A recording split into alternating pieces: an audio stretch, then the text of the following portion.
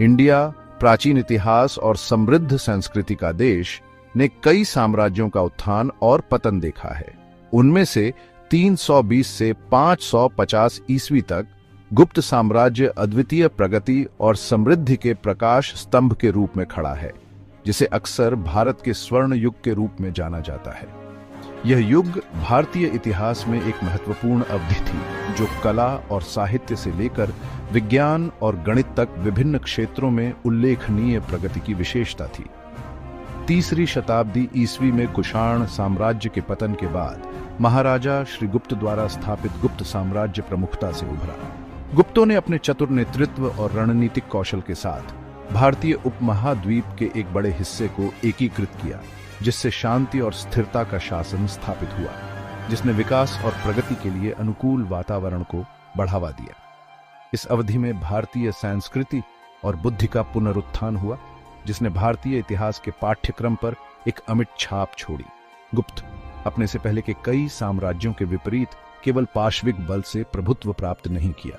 वे कला, साहित्य और शिक्षा के संरक्षक थे, जो बुद्धिस्टिक जिज्ञासा और सांस्कृतिक आदान प्रदान के माहौल को बढ़ावा देते थे।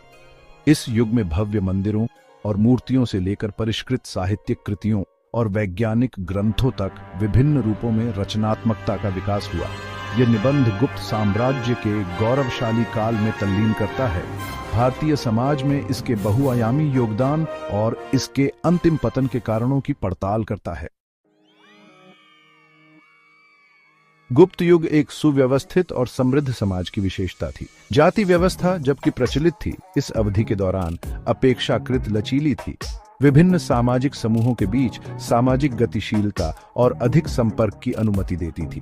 कृषि, व्यापार और शिल्प पर अर्थव्यवस्था फली फूली, जिसमें विभिन्न व्यवसायों को विनियमित करने में गिल्ड ने प्रमुख भूमिका निभाई। एक अच्छी तरह से विकसित सिंचाई प्रणाली और उन्नत कृषि तकनीकों को अपनाने के कारण गुप्त काल के दौरान कृषि फली फूली। आय के प्राथमिक स्रोत के रूप में भूमि राजस्व पर गुप्तों के ध्यान ने कृषि क्षेत्र की समृद्धि सुनिश्चित की, जिसने साम्राज्य की अर्थव्यवस्था की रीढ़ की हड्डी का गठन किया। पाटलिपुत्र, उज्जैन और मथुरा जैसे चहल पहल वाले शहरों के आर्थिक गतिविधियों के प्रमुख केंद्रों के रूप में कार्य करने के साथ व्यापार और वाणिज्य भी फला फूला। गुप्त साम्राज्य ने दक्षिण पूर्व एशिया, मध्य एशिया और रोमन साम्राज्य सहित विदेशी भूमि के साथ व्यापक व्यापार संबंधों का आनंद लिया। वस्तुओं और विचारों के इस आदान प्रदान ने साम्राज्य के धन और सांस्कृतिक जीवंतता में महत्वपूर्ण योगदान दिया।